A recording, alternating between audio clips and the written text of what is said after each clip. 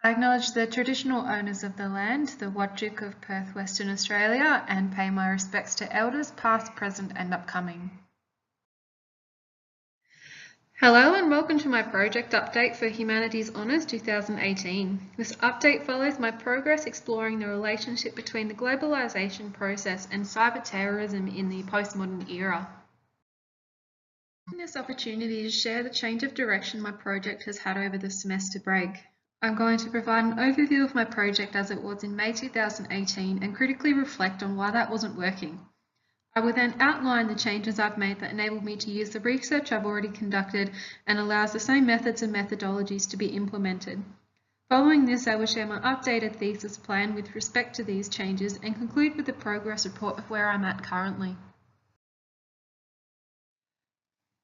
The aim of my dissertation at the end of semester 1 was to identify the ongoing relationship between the globalisation process and the cyber terrorism threat, the common denominator being the rapid advancement of information and communications technology in the postmodern era. While the issue of cyber terrorism is topical at the moment, reflection over the semester break revealed that the relationship I am attempting to uncover is not with cyber terrorism as an act. It is the globalisation process either directly or indirectly supporting terrorist use of the same ICT systems that support civilian critical infrastructure, the global economic markets, and state-based counter-terrorism or counterinsurgency strategies. There are 2 points to my critical reflection here. Firstly, as straightforward as I can be, I lost interest in my project as I further investigated what constituted cyber terrorism.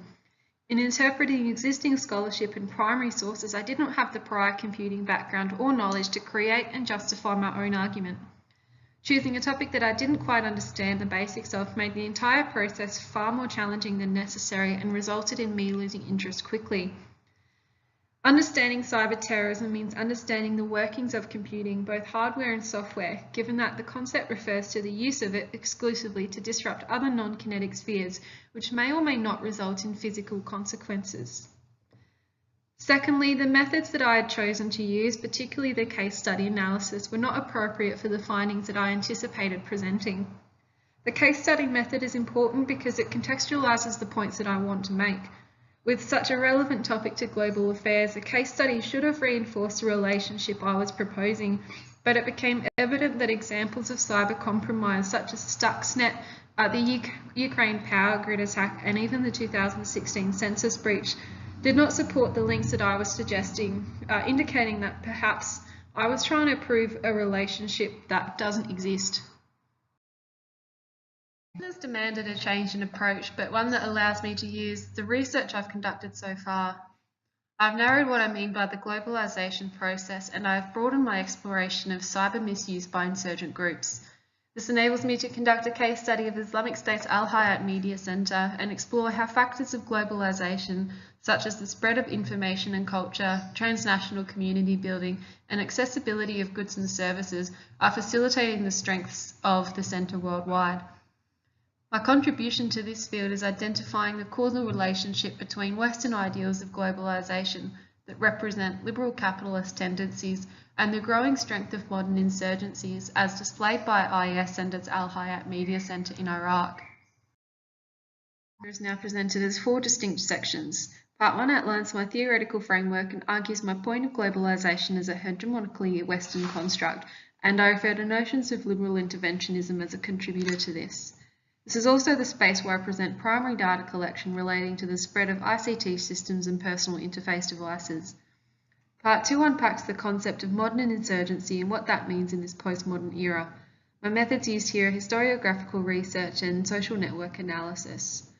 Part 3 puts the 2 concepts together in a case study of Al Hayat, while Part 4 I aim to present a state policy analysis to determine the relative power of state actors and governments in an increasingly subjective and capitalist world. Concluding, I want to clearly argue and justify that the process of globalisation in the postmodern 21st century is supporting modern insurgent groups through the rapid advancement, availability and accessibility of ICT systems worldwide. argue that the globalisation process supports the spread of liberal capitalism, transnational sharing of information and culture, the accessibility of technology, and international community building, factors that contribute to the ongoing development of modern insurgency.